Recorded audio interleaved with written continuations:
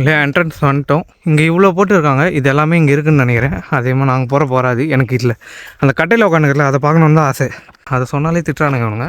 சிறுத்தை பார்க்கணுண்டா, ஜூவில் பார்க்குறது வேறு, இது எல்லாமே இங்கே இருக்குது போல். அதனால தான் இது வச்சுருக்காங்க. இவன் தான் கொஞ்சம் டேஞ்சரு. ஏறணுன்னா படிக்கட்டு வந்துடும்னு நினச்சோம் அரியர் ஃபோர்ட்டு. ஆனால் இது எதோ மலைக்கு நடுவில் போயின்னுக்கிறோம், ஏறவே முடியல. ஏவா, அதாவது அரியர் ஃபோர்ட் வீடியோ நிறைய யூடியூப்பில் பார்த்துருப்பீங்க. ஆனால் அவங்க வெறும் படிக்கட்டு ஏற்ற மட்டும் தான் காட்டுறாங்க. படிக்கட்டு ஏற்ற முன்னாடி ஒரு பெரிய ட்ரிக்கு இருக்குது. அது ட்ரெக்கிங் பண்ணி தான் மேலே போக முடியும். அது ரொம்ப டயர்டாகுது.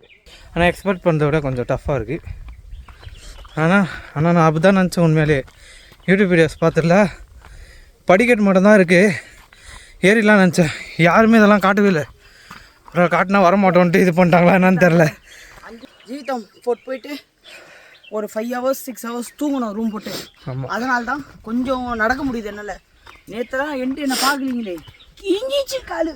அவன் செருப்பே போடாமல் நடந்து வரான். என்னாலாம் ஒரு செகண்ட் கூட செருப்பு போடாமல் நடக்க மாட்டேன். இது என்னோட பவர் இல்லைங்க, சபரி ஐயப்பனோட பவருங்க. சுவாமியே சரணம் ஐயப்பா. நான்லாம் சும்மா வெளியில் போகிறதுக்கு கூட செருப்பு இல்லாத போக மாட்டேங்க. ஆனால் 2 மலை 3 வாட்டி ஏற்றேங்க. இதெல்லாம் பார்த்துக்கோங்க, இல்லை தெரியாமல் வராதிங்க. நம்ம படிக்கிட்டு ஏற்றோம்னா பெரிய ட்ரிக்கிங் இருக்குது, ஏறி தான் மேலே போக முடியும்.